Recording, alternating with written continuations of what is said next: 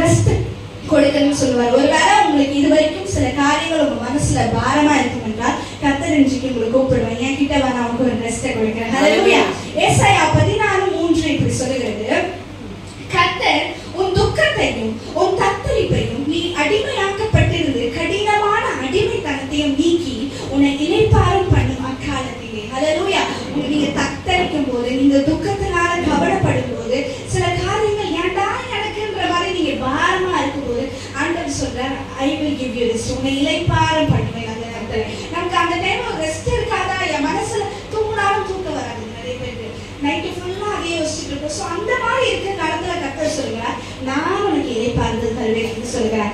1 பேதுரு 5:7 இப்படி சொல்லுகிறது, நம்ம பாஸ்டர் அதிகமா யூஸ் பண்ண ஒரு வார்த்தை, அவர் உங்களை விசாரிக்கிறவரானபடியினால் உங்களை கவலைகளை எல்லாம் அவர் மேல் வைத்து விடுங்க. ஆண்டவர் என்ன சொன்னாரு? பாதி